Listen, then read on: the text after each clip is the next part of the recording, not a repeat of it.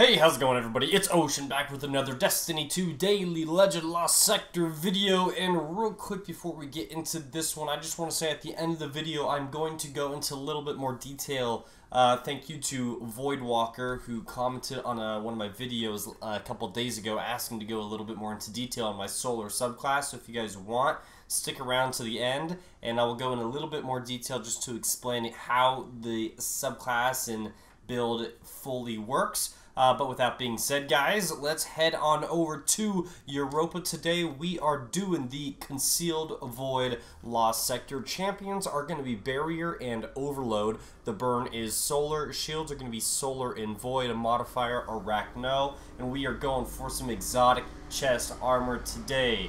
Alright guys, the main weapons that we are going to be using is the Galahorn. This is just going to be our main damage weapon to take out our champions and boss. We are definitely using the Solar subclass. I'm going with Blade Barrage. Might as well run through that real quick. We're using Gambler's Dodge, Triple Jump, Knife Trick with Healing Grenade. Knock them down on your mark with Ember of Beams, Singeing, Solace, Torches, and Char. For your primary and secondary, these are pretty much, you can switch them out to whatever you want. I'm going to be using the Under Your Skin Void Bow for my Void shields that we're going to run into. Also, this will take care of my Overload champions. I like this one. It's got Archer's Tempo, Dragonflyer, and I like to use Dragonfly Spec on this one, so pretty good bow. You can switch this out with another Void Scout Rifle or Void Auto Rifle, because Void Scouts and Auto are for Barrier champions, so that will also work for this one. If you are using a Void Bow in the secondary slot, for your primary slot, you're going to need to use a Auto Rifle or a Scout Rifle. We're going to stick with the Fire Fright just because it is a spooky weapon and it's Halloween time, so we're going to be using this one for our Barrier champions if we do not one-shot them with the Galahorn. I am using a Rocket Launcher Ammo Finder and one hands-on for my Assassin's Cowl. And make sure you have the correct mods on your gauntlets. I got Anti-Barrier Auto Rifle and Overload Bow. Alright guys, let's jump into this one, run through it real quick, and then I'll be back at the end to explain a little bit more detail about the Solar subclass with my armor and all that jazz. Alright guys, let's jump into it.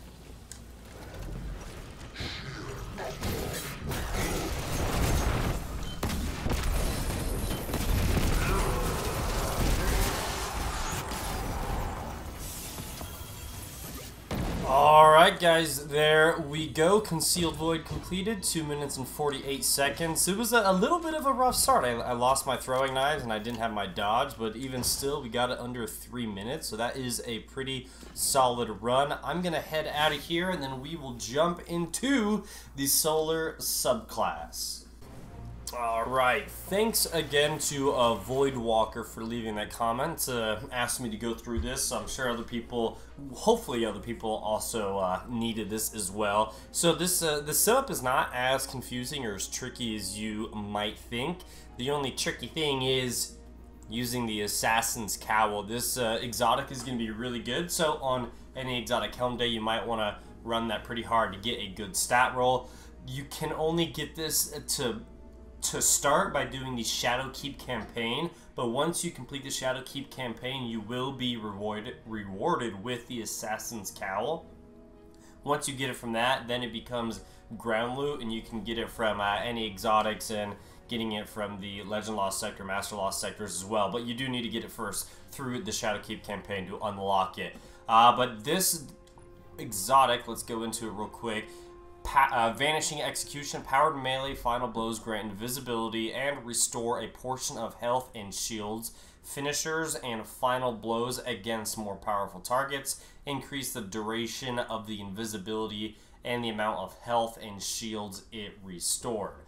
So pretty much at the base level of this thing, doing a finishing move will grant you invisibility and heal you, and doing a final blow with your powered melee, so our throwing knives in this case, you can actually use the Assassin's Cowl on every single subclass. It's a little difficult on the Void Walker because powered melee is not really a finishing blow move, but for the Arc and for Solar, both of those can be used with the Assassin's Cowl, but it makes it really easy with our throwing knives. I like to use Knife Trick just because it's easier to hit, and especially when we're doing solar burn activities.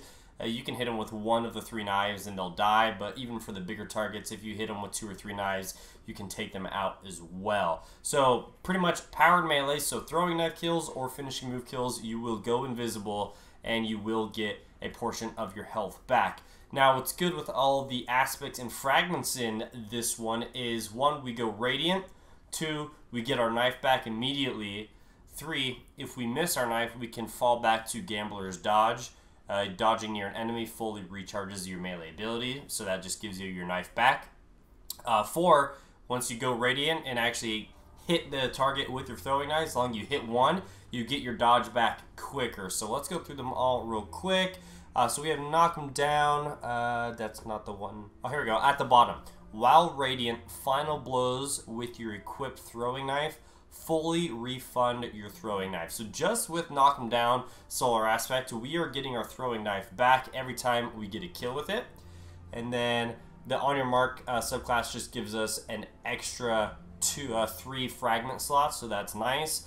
And then going through our fragments here, I believe it is Ember of Torches. Powered melee attacks against combatants make you and your nearby allies radiant. And then so that works in combination with knock them down. While radiant, final blows with your equipped throwing knife fully refund your melee. And then this one, powered melee attacks against combatants make you and your nearby allies radiant. So you hit the enemy with the throwing knife, you become radiant. Even if you kill it at the same exact time, you are radiant for that millisecond before they die, which gives you your throwing knife back. So these two work in tandem, so you definitely need Ember of Torches and knock them down. And then we have Radiant and Restoration effects applied to you have increased duration. This just means we can do the extra damage for a little bit longer, and our healing grenade is going to heal us for a little bit longer. Your class ability recharges faster when you scorch targets. This works in tandem with our throwing knives as well, because your solar... Where is it? We have it here. We scorch targets with our throwing knife. Yeah, here you go. On Knife Trick, scorch, throw a fan of flaming knives that scorch targets on hit. So the knives will automatically scorch the target, which gives us our class ability, which is our dodge back faster when we hit them with the throwing knife. So pretty much, to recap everything that's going on in this build, with Knock 'em Down, and Ember of Torches paired together. Every time we get a throwing knife kill, we automatically get our throwing knife back. With your knife, we automatically get Scorch on targets when we hit them with a knife, which recharges our class ability, because if you miss a throwing knife, then you just dodge next to an enemy to get your throwing knife back and then repeat the process. So knives scorch targets, so even if you don't get the kill, you know, you do get your class ability recharging faster, which is really good. And then with the Assassin's Cowl, you're going invisible every time you get the kill, and you're healing at the same exact time, and it's just the ultimate survival build. Voidwalker and everybody else, I really do hope that like little explanation kind of going over the fragments does explain how we can just freaking constantly throw knives, constantly be invisible, and constantly get our health back as well. The reason I use my healing grenade on this subclass is because this is a survival build. So you can see I got about 6 or 7 seconds of void invisibility there. But if we do a finishing move, we get about 10 seconds. Yeah, so finishing moves give you a little bit more seconds, and if these were stronger targets, then you're actually getting more void invisibility. So overall, guys, makes this subclass super strong. We are very powerful, and we can kind of just run through things, and we don't die.